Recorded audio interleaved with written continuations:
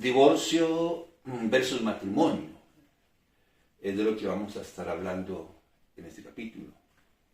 En un capítulo anterior habíamos hablado del matrimonio y del matrimonio dijimos que básicamente es un pacto, una alianza, un contrato o compromiso entre dos personas, un hombre y una mujer. Como ya dije, en este capítulo vamos a estar hablando de el divorcio y tomando en cuenta algunas consideraciones en las Sagradas Escrituras sobre el divorcio. ¿Qué podemos decir sobre el divorcio? Bueno, en primer lugar vamos a decir sobre el divorcio que no es un concepto creado precisamente por Dios o establecido por Dios, no al menos en un principio. Dios estableció el matrimonio más bien para que durara para siempre. Él dijo, el Señor, por ejemplo, en Mateo 19:6, y lo que Dios unió, bueno, no lo separe el hombre. Entonces, aparentemente la voluntad de Dios es que el matrimonio perdure y perdure para siempre. Sin embargo, Moisés permitió el divorcio, dirá alguien. De hecho, en el libro de Deuteronomio, en el capítulo 24, escuchamos a Moisés decir, si al hombre no le agradare su esposa por haber hallado en ella una cosa indecente, dele carta de divorcio. Dice así Moisés. Déjenme decirles que si la palabra matrimonio se usa para referirse a la unión entre un hombre y una mujer, la palabra divorcio sería su antónimo. O bien sea, la palabra divorcio quiere decir giro, separación, disolución, rompimiento o anulación. De modo que Moisés está diciendo que si un hombre haya algo indecente en su esposa, podría buscar la disolución o anulación de su matrimonio, de su pacto, de su alianza, de su acuerdo, de su contrato, de su compromiso con ella. ¿Cómo que se hallase algo indecente? La palabra indecente aquí quiere decir que muestra su desnudez o sus partes nobles, sus partes públicas, que es causa de vergüenza o que se comporta como una prostituta.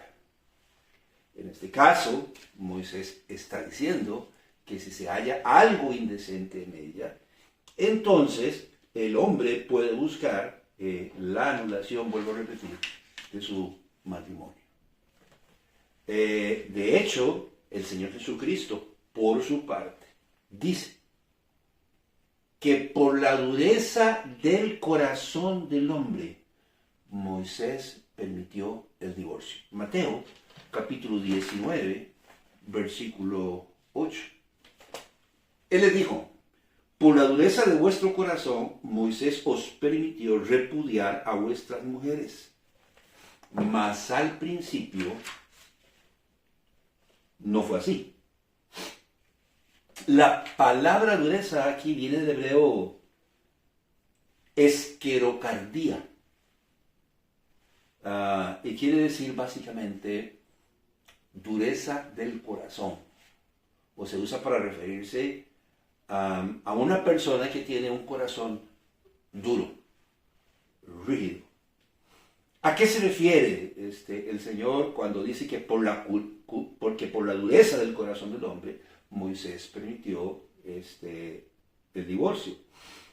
¿Acaso el Señor está haciendo alusión al hecho de que los hombres en un principio se casaban por cualquier razón? Expresando así, básicamente que los hombres escogían mujeres por razones vanas. Por ejemplo, por sus atributos físicos. Quizás este concepto, idea, se desprende de lo dicho por Moisés en el libro de Génesis, en el capítulo 6, cuando básicamente Moisés dice: y se corrompió la tierra delante de Dios, y estaba la tierra llena de violencia. Y miró Dios la tierra, y aquí que estaba corrompida, porque toda carne había corrompido su camino sobre la tierra. En su contexto, en el capítulo 6 del libro de Génesis, dice que cuando los hombres comenzaron a multiplicarse y vieron básicamente los hijos de los hombres que las mujeres eran bellas y que las mujeres eran hermosas, entonces comenzaron a escoger entre ellas quién era la más bella, quién era la más hermosa, quién era la más frondosa. Y entonces parece ser que basaron la escogencia de su mujer, de su compañera, en sus atributos físicos. Entonces, ¿de qué está hablando el Señor cuando habla de la dureza del corazón de los hombres?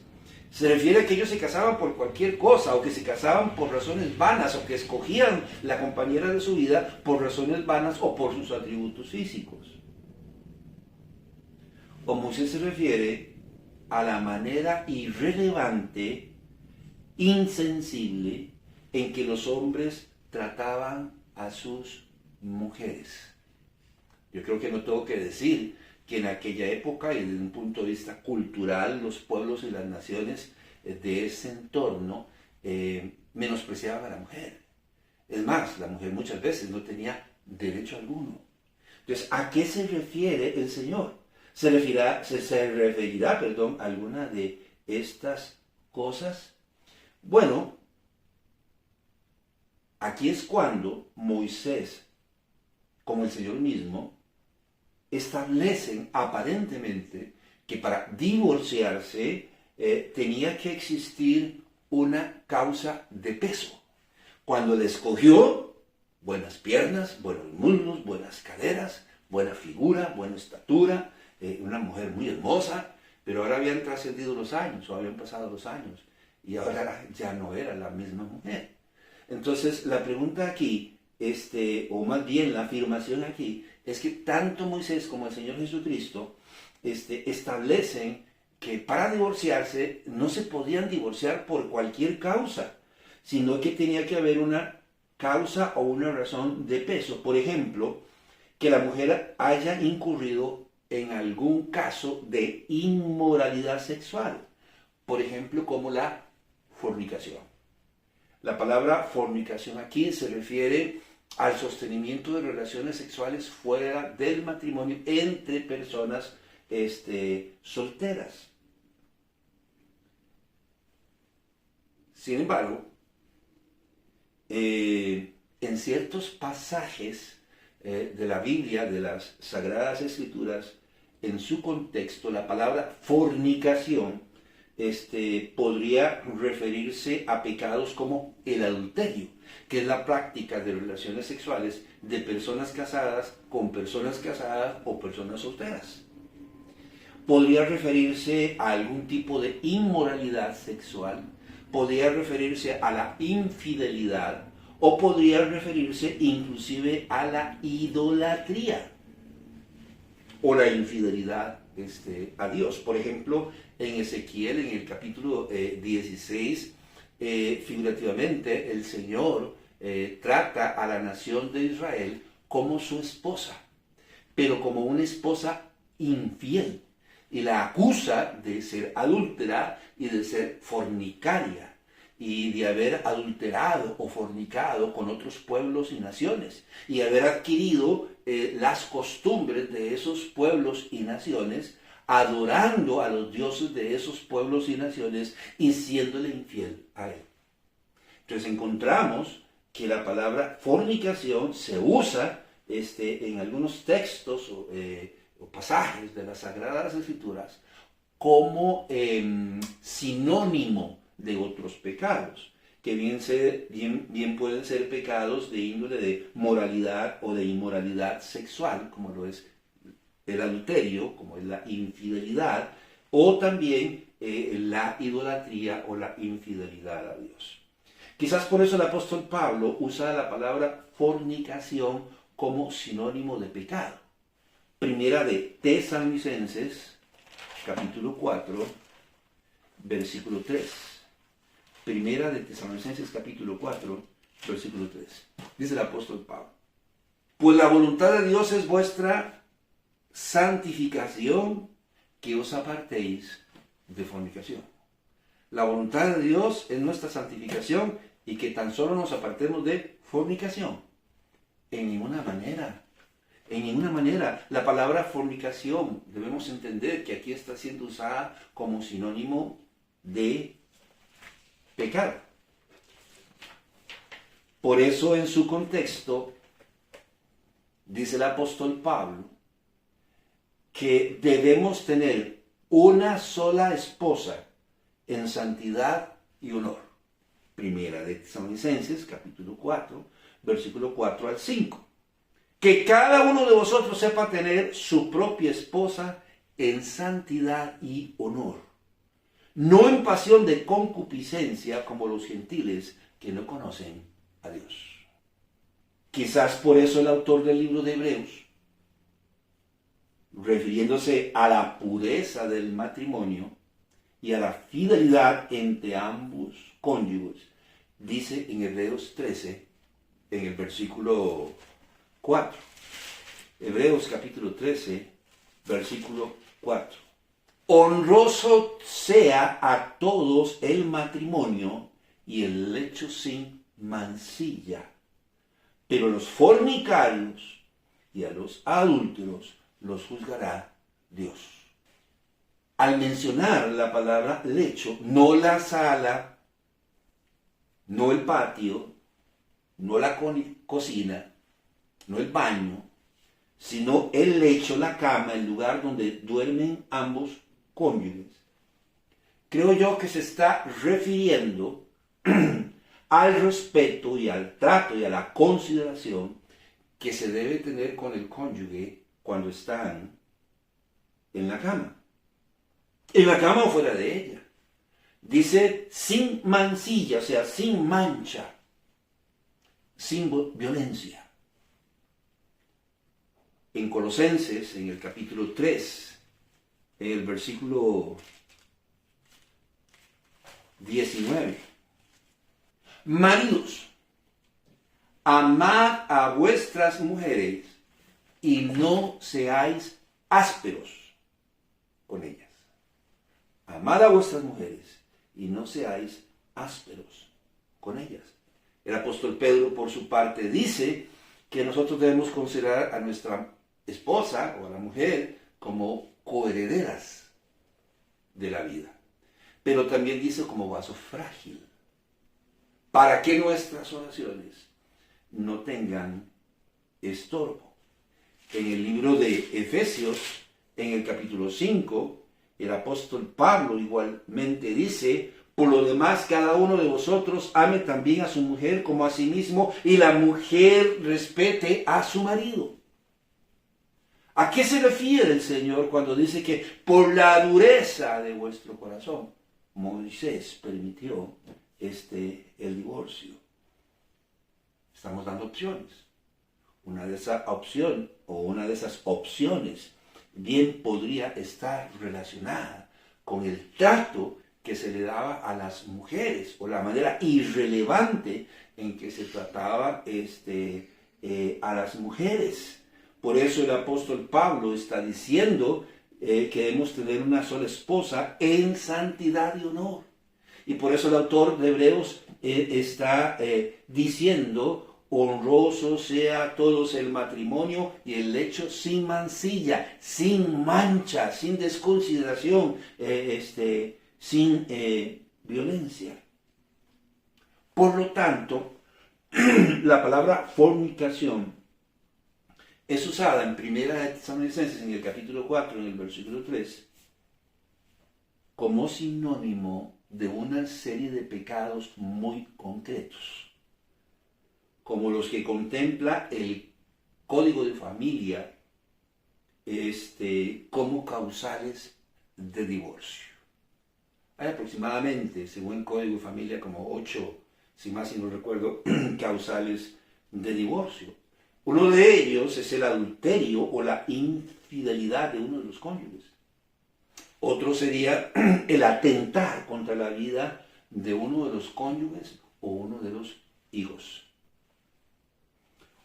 Otra causal de divorcio es la tentativa de corrupción, de prostitución de uno de los cónyuges o de los hijos, aunque usted no lo crea. Esta es una causal y muy importante.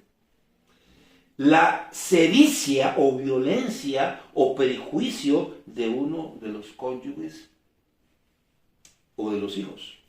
El abandono voluntario y malicioso de uno de los cónyuges. La negativa infundada de uno de los cónyuges a cumplir con sus deberes de asistencia y alimentación, entre otras causales. Quizás estas son las más relevantes.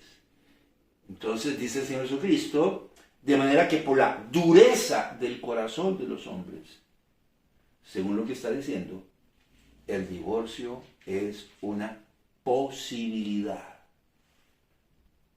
En tanto exista una razón real. Yo he encontrado, o me parece estar viendo, que la mayor causa de divorcio hoy en día en el mundo entero es la incompatibilidad de caracteres. Dicho sea de paso, siempre ha existido.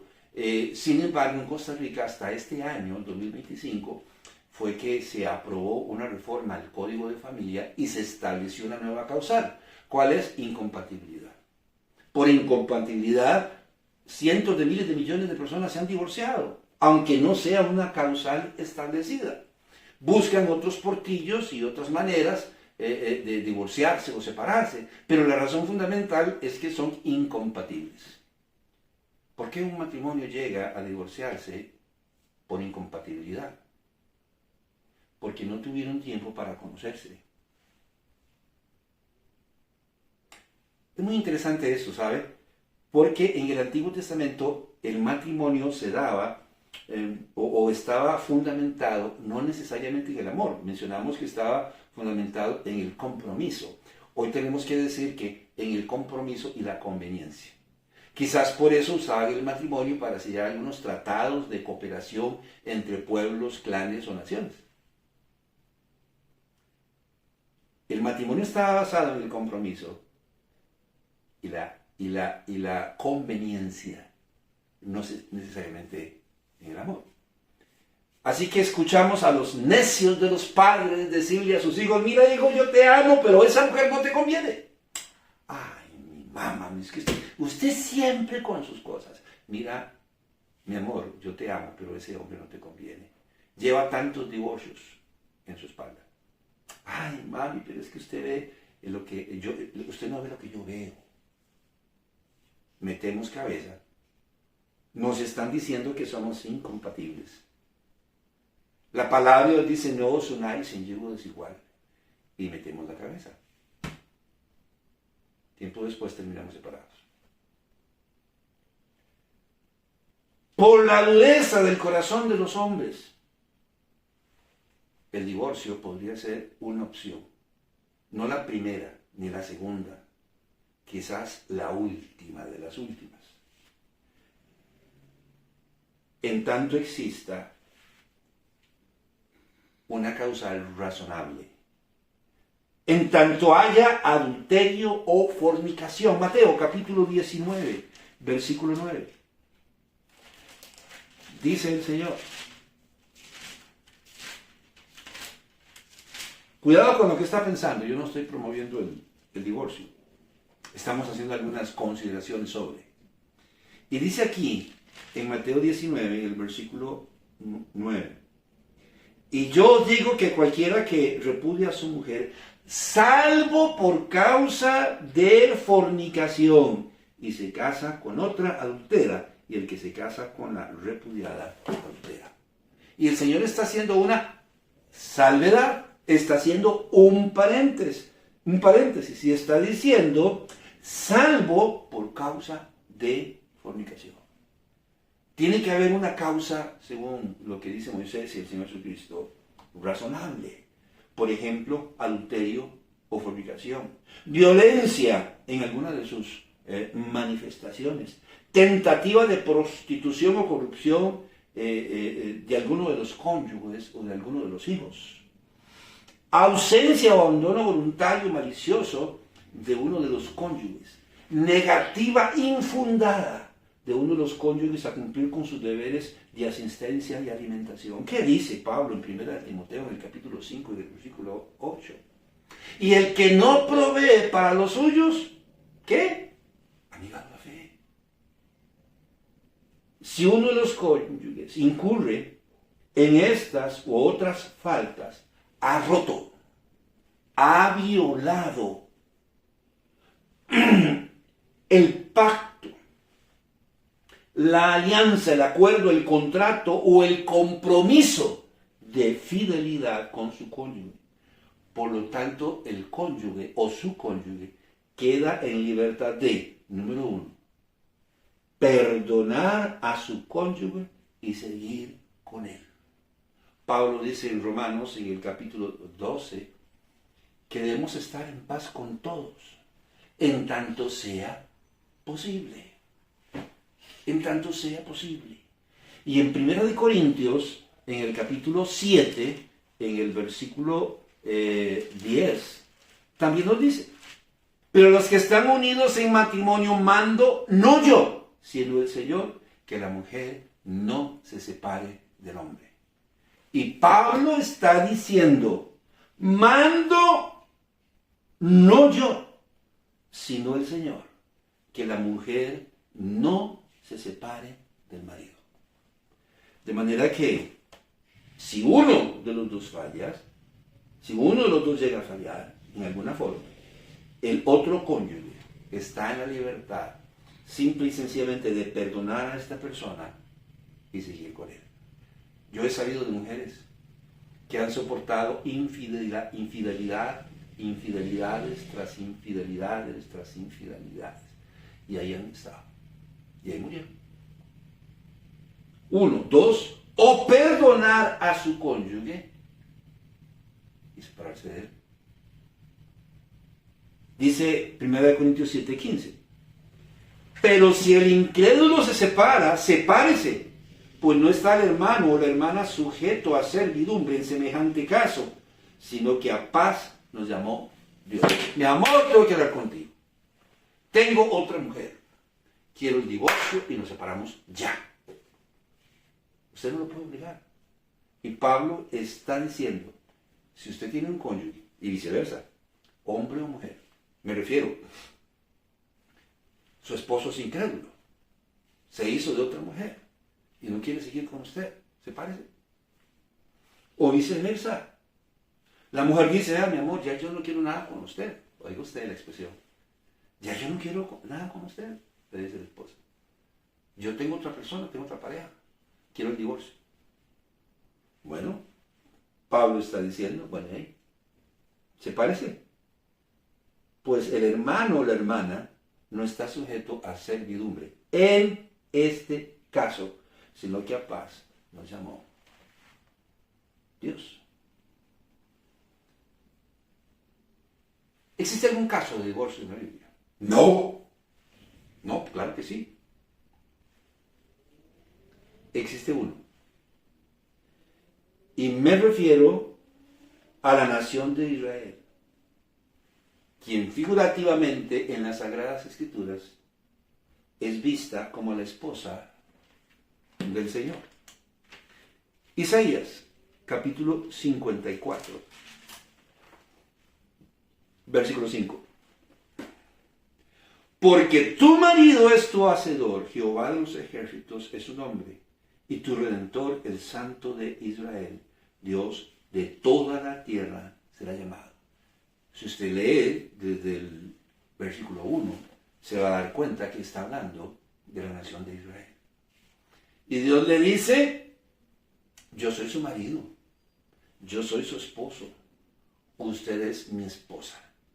Pero si usted lee las Sagradas Escrituras, libros como Isaías, como Jeremías, como Ezequiel, usted se va a dar cuenta que la nación de Israel fue una nación o una mujer o una esposa infiel, quien por fornicar con otros pueblos, con otras naciones y con otros dioses, fue repudiada por el Señor, aunque aparentemente la carta de repudio nunca le fue entregada a los jueces.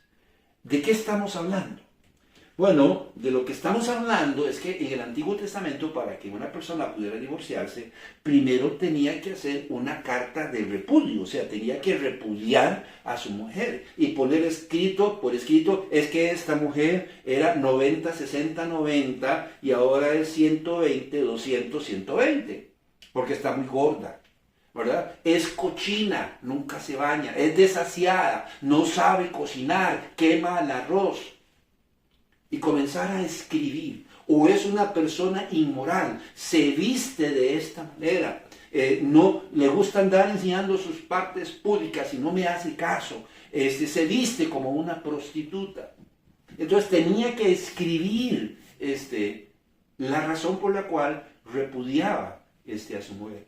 Tenía que acudir a los jueces que por lo menos estaban en la entrada de la ciudad y públicamente decir por qué se divorciaba. Es más, tenía que decir, me divorcio, ¿verdad? Y delante de los jueces entregarle la carta de repudio a ella. Entonces se concretaba el divorcio, no antes. ¿Qué dice la palabra de Dios en el libro de Ezequiel? Me parece que lo citamos en algún momento, pero en el capítulo 16, en el versículo 15, debería leer todo el capítulo cuando termine este video. Pero confiaste en tu hermosura, te prostituiste a causa de tu renombre y derramaste tus fornicaciones a cuantos pasaron, suya eras. Y el Señor dice, su actitud y su comportamiento es inmundo, ¿verdad? Es indecente. En Isaías, en el capítulo 50,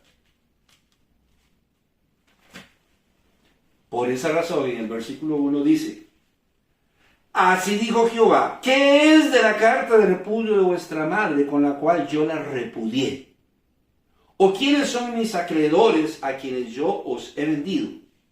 Y aquí que por vuestras maldades sois vendidos, y por vuestras rebeliones fue repudiada vuestra madre.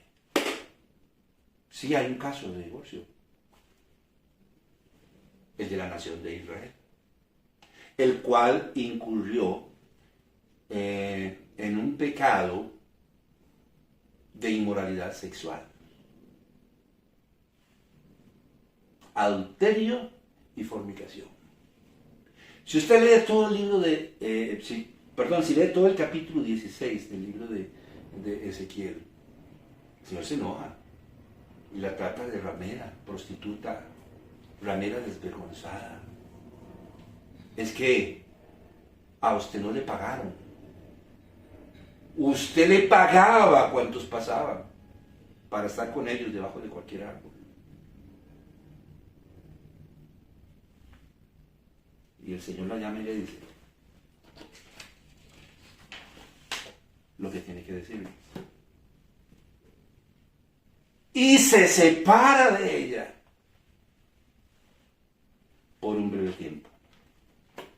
Isaías 54, versículo 7. Por un breve momento te abandoné, pero te recogeré con grandes misericordias. Usted puede seguir leyendo, porque el Señor dice, con un poco de ira, escondí mi rostro de ti por un momento, que duró como 70 años.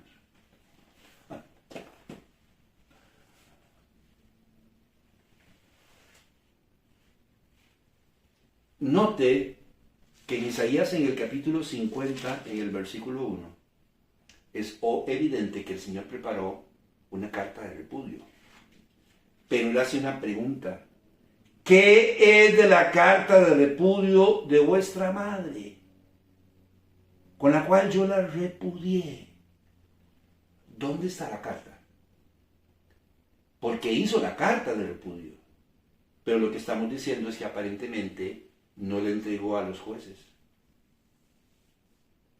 Y que aparentemente, en realidad, no concretó su divorcio. Sino lo que hizo fue separarse de ella por un tiempo. ¿Qué es lo que se le pide a las parejas cuando están en conflicto desde un tiempo? No se escriban, no se llamen, no se hablen, para pensar y para meditar, por un tiempo. Quizás por eso, dentro de las causales de divorcio, se habla de la separación voluntaria por un determinado tiempo, que puede ser entre 1 y hasta 3 años. Y los vuelven a reunir. ¿Qué han pensado? ¿Qué han decidido? Entre 1 y 3 años, ¿sí? Se les permite entonces tener comunión, salir, hablar, velar por los hijos. Ahora sí. A veces no es necesario llegar a ese periodo de tiempo, ¿verdad? Para volverlos a encarar y tomar una decisión. Pero a veces se separan por 1 o 3 años y no se vuelven a ver. Y dentro de 3 años se presentan ante el juez y el juez firma la disolución del matrimonio. Lo interesante en las Sagradas Escrituras es que el Señor tomó la decisión de perdonar a su esposa y la llamó una y otra vez a reconciliarse con él. Isaías capítulo 54, versículo 6. Porque como a mujer abandonada y triste de espíritu te llamó Jehová, y como a la esposa de la juventud que es repudiada, dijo el Dios tuyo. Ella sabía, pero dice aquí que el Señor la llamó. Usted puede leer en la palabra de Dios, dice que envió los profetas primeros y los postreros también.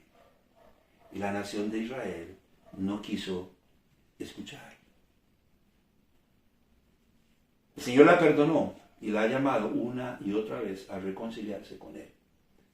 Y un día el Señor va a lograr renovar sus votos matrimoniales con ella. Ezequiel, capítulo 16, versículo 60. Antes yo tendré memoria de mi pacto que concerté contigo en los días de tu juventud y estableceré contigo un pacto sempiterno. ¿De qué está hablando? Es que en Ezequiel, en el capítulo 16, hay una narrativa, hay una historia, hay una parábola, hay una metáfora. El Señor dice, bueno, un día yo pasando por ahí me encontré una niña que había nacido del vientre de su madre y estaba en sus sangres, por ahí con su cordón umbilical y todo. Otro día pasé y bueno, y otra vez la vi a esa niña, ya era tiempo de amores, quiere decir que tendría tal vez unos entre 11 y 15 años, estaba en su adolescencia y le había venido la menstruación, dice, y pasé y te vi. Y eras hermosa, entonces yo te recogí, te lavé, te bañé, te vestí, te calcé, te adorné con joyas preciosas y te hice juramento. ¿De qué está hablando? Del matrimonio. Y contraje matrimonio contigo y te hice mía, pero creciste, te desarrollaste, te hiciste hermosa y te prostituiste. Bueno, el Señor está diciendo, yo había hecho un pacto contigo. Y ahora está diciendo aquí, en Ezequiel, en el capítulo 16, en el versículo 60, bueno, yo voy a hacer memoria del pacto matrimonial en el cual yo entré contigo, y un día voy a renovar mis votos igualmente contigo. ¿Qué aprendemos nosotros de todo esto? Bueno, que la sociedad en que vivimos está sufriendo de un síndrome que se llama el síndrome del mínimo esfuerzo. Entonces nosotros llegamos, ¿para qué nos vamos a casar? ¿Para qué nos vamos a casar? Mejor juntémonos y después veremos, en dado caso, si no funciona, para qué luchar, nos separamos y ya. Contrario a lo establecido por Dios en su palabra. Quien condena el concubinato y las relaciones de hecho. ¡Ay! Con respecto a los hijos. ¿Para qué vamos a tener hijos? Mejor no nos compliquemos, no sabemos si esto va a funcionar y nosotros no tenemos tiempo, ni usted ni yo, ni paciencia para estar lidiando con uno, dos o tres o cuatro o cinco huilas, ¿verdad? Mejor disfrutemos de nuestra libertad, de nuestros recursos, contrario a lo establecido por Dios. O bien sea, hoy en día las parejas no están dispuestas a asumir ningún tipo de compromiso. ¿Y qué es el matrimonio? Un pacto, una alianza, un contrato, un compromiso entre dos personas, un hombre y una mujer. Por eso la sociedad de hoy en día, tanto hombres como mujeres, rehúyen casarse. Por eso hoy las parejas no quieren tener hijos. Por eso es más fácil divorciarse si se llegan a casar que luchar por una relación. Antes los matrimonios duraban 30, 40 o 50 años. Hoy a este tipo de parejas que todavía subsisten, les dicen, ¡ay, pero que aguante! Oiga, pero que aguante, o bien sea, un matrimonio no debe durar tanto. Ese es el pensamiento general hoy. Antes los matrimonios tenían 13 o 18 hijos. No me pregunte cómo hacían. Me refiero cómo hacían para mantenerlos y sacarlos adelante. Pero los mantenían y los sacaban adelante. Yo no estoy diciendo que usted debe tener 13, 18, 24 hijos. Yo estoy diciendo que ahora no se quiere tener ni uno. Estén en concubinato o estén casados, no quieren tener ni un solo hijo. Se sientan a hablar y dicen, bueno, yo te amo, yo te quiero. Claro que sí, vamos a casar, pero una vez le voy a advertir, yo no quiero hijos. O llegan al matrimonio y después uno de los dos se lleva una sorpresa porque el cónyuge le dice, de una vez te digo, yo no quiero hijos. ¿Y por qué no me dijo antes? Bueno, yo no le dije antes, le digo ahora, pero no quiero hijos. ¿Verdad? Prefieren tener 1, 4, 5 o 7 perros y 2 gatos y un perico.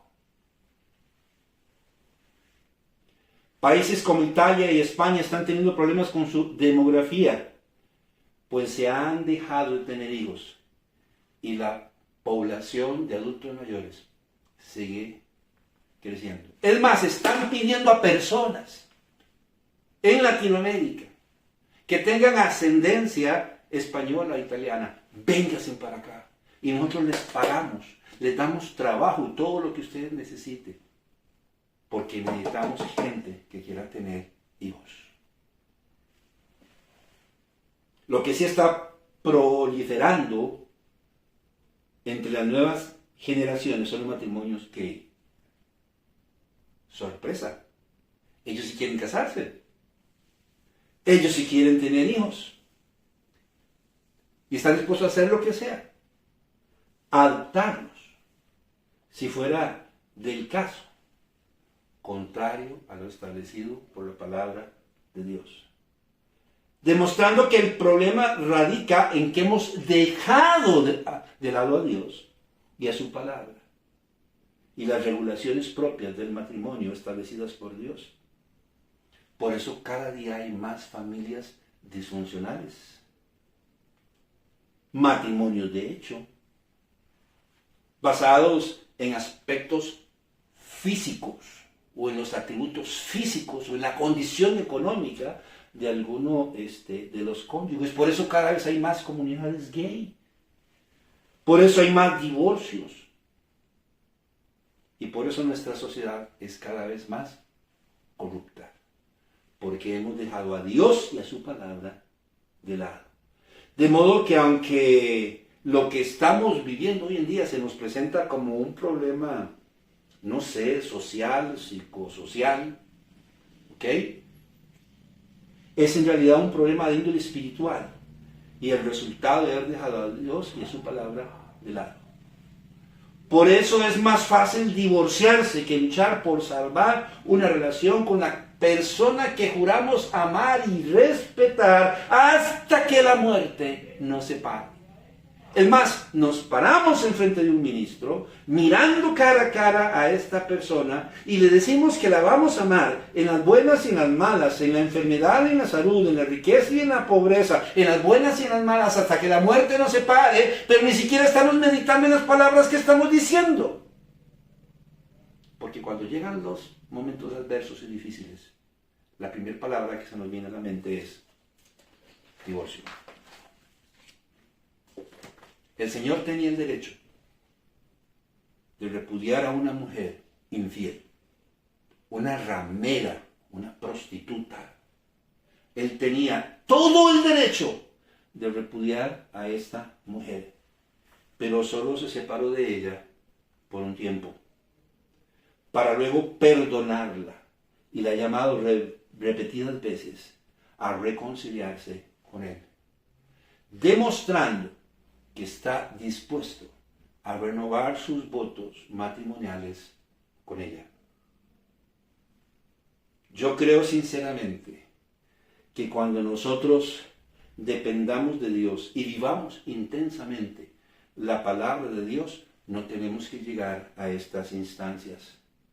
Nuestros matrimonios, los matrimonios de nuestros hijos, de nuestros nietos y de las nuevas generaciones podrían llegar a tener esperanza de vida. De lo contrario, si no dependemos de Dios y vivimos intensamente la palabra de Dios, nuestros matrimonios, los de nuestros hijos, los de nuestros nietos y de esta y las nuevas generaciones están perdidos. Mi nombre es Carlos Corrales. Tome a su esposa, tome a su esposo de la mano. Únanse a Dios como uno solo. Tomen su palabra como guía y luchen por rescatar una relación que un día los unió. Que la pases bien.